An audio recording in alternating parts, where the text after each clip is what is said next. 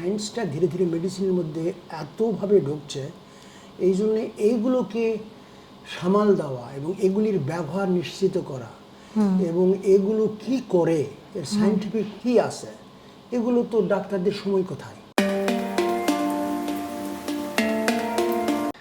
দর্শক, স্বাগত শাশ্বতীর সঙ্গে সাতকাহনে, সৌজন্যে জয়নব ক্লোজেট।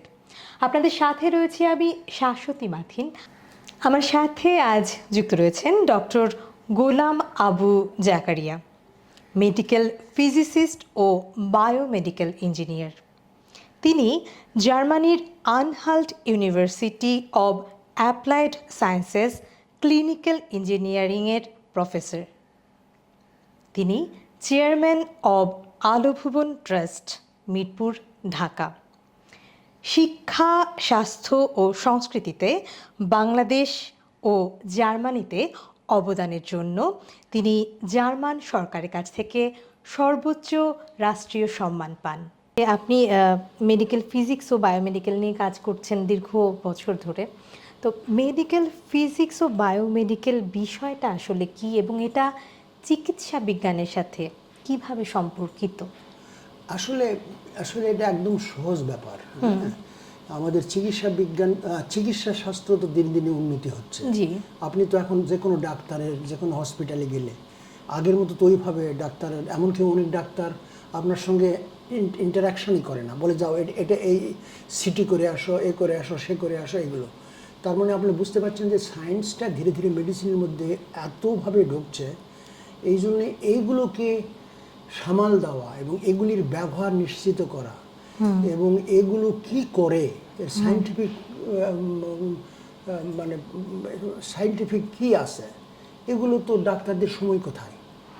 ডাক্তার কি এগুলো রিসার্চের জায়গাটার সময়টা রিসার্চের জায়গা, তারপরে এগুলোকে সব ডাক্তারদের হেল্প করা, অমুক অমুক এই জিনিসগুলো যেগুলো করতেছেন এর কোয়ালিটি ঠিক আছে কিনা। আপনি একটা এক্সরে ছবি করলেন, হ্যাঁ ও বাবা খুবই ভালো, কিন্তু এক্সরে ছবিটা সত্যিকার আছে কিনা, এর জন্য তো মেশিনই আমাদের কোয়ালিটি কন্ট্রোল করতে হবে। হ্যাঁ, এবং জার্মানিতে বা ইন্ডাস্ট্রি কান্ট্রিতে, বাংলাদেশও ধীরে ধীরে আরম্ভ হয়েছে, ইন্ডিয়াতে অবশ্যই এগুলো কোয়ালিটি কন্ট্রোল করে। এবং আমাদের subject medical physics, biomedical engineering, এটা একটা মাস্ট হয়ে দাঁড়াইছে। রেডিওথেরাপি এবং ক্যান্সারের সাথে তো এটা একটা বিশাল সম্পর্ক রয়েছে, সেটা একটু এটাই আমাদের আমি যে কাজ করেছি, আমি অন্যান্য ডায়াগনস্টিকে, নিউক্লিয়ার মেডিসিন সব জায়গাতে আমি কাজ করেছি, কারণ আমার ডিপার্টমেন্টটা ছিল সেন্ট্রাল ডিপার্টমেন্ট। কিন্তু রেডিওথেরাপিতে একটা অঙ্গাঙ্গিভাবে জড়িত। রেডিওথেরাপি একদম মানে মেডিকেল ফিজিক্স ছাড়া আপনি রেডিওথেরাপি স্টার্টই করতে পারবেন না ইন্টারন্যাশনাল। হ্যাঁ, এবং একটা ধরলে বোধহয় খুব ভালো হবে। মনে করেন এক জায়গা থেকে টিউমার, প্রথমে ডাক্তারের কাছে গেলেন, ডাক্তার বিভিন্ন এক্সামিনেশন দ্বারা আপনাকে বুঝলো যে আপনার ক্যান্সার হয়েছে। তখন ওটাকে লোকালাইজ করতে মনে করেন বললেন যে একটা ক্যান্সার সার্ভিক্স কার্সিনোমা মেয়েদের, তখন কীভাবে এটাকে আমি রেডিয়েশন দিব। তখন প্রথমে আপনাকে সিটি স্ক্যানে পাঠায় দেয়। যে সিটি স্ক্যান মানে আপনার শরীরটাকে আমরা কম্পিউটারের মধ্যে ধরলাম। এখন ডাক্তার এসে ওটা দেখার পর ডায়াগনস্টিক এবং তার অভিজ্ঞতা, প্যাথোলজি বিভিন্ন জানার দ্বারা উনি অঙ্কন করে দেন যে এই অংশে আমরা রেডিয়েশন দিব। তখন আমরা বুঝতে পারলাম ও এটা টিউমার, একটা সুন্দর মনে করেন ইরেগুলার শেপড টিউমার। তো এখন রেডিয়েশন পাস করতে হবে। রেডিয়েশন শরীরের বাইরে থেকে আসে, এটা দেখা যায় না, শোনা যায় না। ডাক্তার ওটা অঙ্কন করলেন সেই জায়গাতে কোথায় ক্যান্সার, কিন্তু এখানে প্রবেশ করাতে আমাদের দায়িত্ব। আমরা ঠিক এক্স্যাক্ট ওই জায়গাতেই রেডিয়েশন নিয়ে যাব, আশেপাশে সব সেল আমাদের বাঁচাতে হবে। যদি সব সেল না বাঁচায়, একটা নতুন একটা কি বলবো, একটা ভালো সেল যদি রেডিয়েশন পড়ে, তাহলে ওটা থেকে আবার ক্যান্সার হতে পারে। এবং এই চ্যালেঞ্জিং কাজগুলো আমরা করি। কারণ এটা কারা করবে?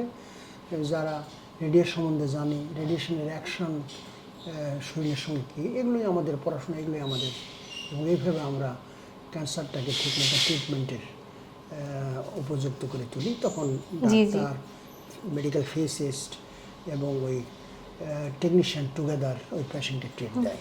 আর বায়োমেডিক্যাল ইঞ্জিনিয়ার তো আপনি বোঝেন, তাদের কাজ হচ্ছে ইনস্ট্রুমেন্টেশনগুলো দেখা, তাদের কাজ হচ্ছে ফিজিক্স আর ইঞ্জিনিয়ারিংয়ের মধ্যে যে পার্থক্য সেটা হচ্ছে মেডিকেল ফিজিক্স আর বায়োমেডিক্যাল ইঞ্জিনিয়ার। তা ঠিক মানুষকে নিয়ে এই দুটো এভাবে কাজ করে, সবই তো আসলে মানুষেরই জন্য। মানুষের জন্য।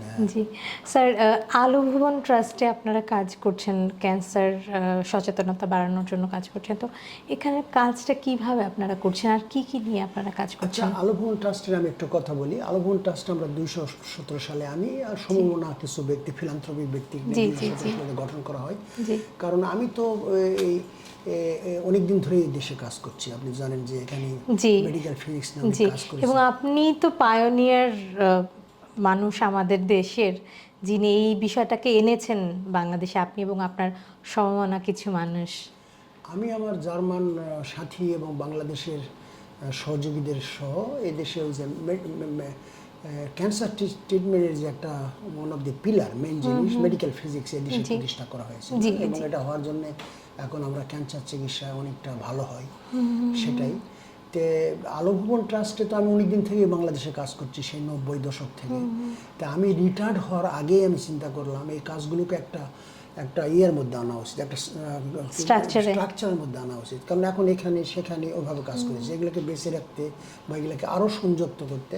তখন 2017 সালে আমার রিটায়ার্ড হওয়ার 2 বছর আগেই, হ্যাঁ, আমি তো হসপিটালে, এখন তো ইউনিভার্সিটিতে আমি এখনও পড়াই, সেখানে তো আপনি বলেইছেন সামনে। তো ওটা আমি গঠন করি 2017 সালে। তখন আমি স্থির করলাম আমার সহযোগী আমার কী কাজ হবে। তখন আমরা চিন্তা করলাম কিছু কিছু কাজ করব যে কাজগুলো আসলে করা উচিত এবং আমরা মনে করি আমাদের অ্যাবিলিটি আছে। তখন 3টা জিনিসকে আমরা ঠিক করলাম: শিক্ষা, স্বাস্থ্য এবং রিনিউয়েবল এনার্জি, নবায়নযোগ্য শক্তি। জি, এই 3টা। শিক্ষার আমাদের অত বেশি বলতে তো সময়ও নেই। শিক্ষাতে আমরা আমাদের ফিলোসফি হচ্ছে যে গ্রামীণ এবং শহরের মধ্যে যে পার্থক্য, এটাকে আমরা দূর করব। এই জন্য গ্রামে আমরা 3টা সাবজেক্ট শিক্ষক এবং শিক্ষার দিকে ভালো করে শেখাবো। এটা হচ্ছে ইংরেজি, কম্পিউটার সায়েন্স, কম্পিউটার এবং ম্যাথামেটিক্স। কারণ আমি জানি এই 3টা গ্রামের ছেলেরা সবচেয়ে দুর্বল, এবং এই দুর্বলতার জন্য তারা বিদেশে বলেন দেশে বলেন ঠিকমতো করতে পারছে না। তো এই একটা জায়গাতে আমরা কাজ করছি। এবং আর একটা জায়গা হচ্ছে যে ওই স্বাস্থ্য যেটা, সেটাতে আমরা স্বাস্থ্যের আমরা হচ্ছে ক্যান্সার সচেতনতা বাড়াচ্ছি, প্রিভেনশন করছি। এবং যারা ক্যান্সার চিকিৎসা করে তাদেরকে ট্রেনিং দিচ্ছি যাতে স্কিলিংটা ভালো হয়, চিকিৎসাটা ভালো হয়। এই কাজগুলো আমরা ভালোভাবে করছি। এবং আর 3 নম্বর হচ্ছে রিনিউয়েবল এনার্জি, সেটা নিয়ে তো কাজ হচ্ছে। এবং এগুলো বিভিন্ন স্পটে হচ্ছে। আমাদের আসলে স্বপ্ন একটা ইনস্টিটিউট একদম ঢাকাতে করা। বাংলাদেশে আপনি কাজ করছেন, দীর্ঘদিন ধরে জার্মানি থেকে এসে কাজ করছেন। বাংলাদেশে এই জায়গাটাতে এখনও ল্যাকিংসের বিষয়টা কি কি ল্যাকিংস রয়েছে, এবং কিভাবে এগোলে এই জায়গাটাতে আরও ইমপ্রুভ করা যাবে? এগুলো আমাদের অভিজ্ঞতা থেকে আমি কিছু বলতে, আমার কাছে তো একদম কমপ্লিট কোনো রিসেপ্ট নাই যে আমি বলতে পারবো যে এইভাবে গেলে সামনে যাবে। তবে আমরা যে ক্ষেত্রে কাজ করছি সেই ক্ষেত্রের উপর হয়তো কিছু বলা যেতে পারে, শিক্ষার উপর, স্বাস্থ্যের উপর এবং রিনিউয়েবল এনার্জির উপর। আমার মনে হয় যে এগুলো দীর্ঘমেয়াদী সরকারি এবং বেসরকারি একসঙ্গে মিলে এগুলো কাজ করা দরকার। এবং যে যার মেধা সেখানে অপব্যয় করে। আমাদের দেশে তো ইয়ং জেনারেশন তো আপনি বুঝেন একদম হিউজ ডিভিডেন্ট। এই ইয়ং জেনারেশনকে আমরা যদি সত্যিকার সেই পথ ধরিয়ে দিতে পারি তো বাংলাদেশের ভবিষ্যৎ অনেক। আমি একটা কথা সব জায়গায় বলি, জার্মান মহাকবি গোটে বলেছেন যে বাবা মার কর্তব্য একটা ছেলে মেয়েকে 2টো জিনিস, একটা হচ্ছে শিকড় দেওয়া আর একটা হচ্ছে পাখা দেওয়া। এটা একটা অদ্ভুত কথা, এবং এই কথার মর্মই হচ্ছে শিকড় দেওয়া মানে তাকে তার ঐতিহ্য, তার দেশপ্রেম ইত্যাদি তার মধ্যে দিয়ে দেওয়া, আর পাখা দেওয়া মানে তাকে ফ্রিডম দেওয়া, তাকে করতে দেওয়া, সে উড়ে যেখানে যাক। রবীন্দ্রনাথের একটা কথা আপনি তো জানেন, বেঁধে রাখলে বারবার যেতে চাইবে, ছেড়ে দিলে বারবার আবার আসতে চাইবে। এই জন্য পৃথিবীর যেখানেই আমাদের ইয়ং জেনারেশন আসুক, সেখান থেকে তারা জ্ঞান অর্জন করুক, ওখানেই থাকুক বা এখানে আসুক, এ নিয়ে আমাদের মাথা ব্যথা নাই। কিন্তু শিকড় যদি তাদেরকে আমরা দিতে পারি তাহলে এই দেশ সামনে যাবে, এটাই আমার মনে হয় আর কি। এই জন্য মহাকবি গোটের এই উদ্ধৃতিটি আমি সব জায়গাতে দিই। থ্যাংক ইউ স্যার, অনেকটা সময় দিলেন আপনি সাতকাহনকে। আপনার জন্য অনেক শুভকামনা, এবং আপনি আরও সমৃদ্ধি তো আপনার আছেই, আলো ভুবন ট্রাস্টকে নিয়ে আপনি আরও সামনে যান, এটাই আশা করছি। অনেক ধন্যবাদ।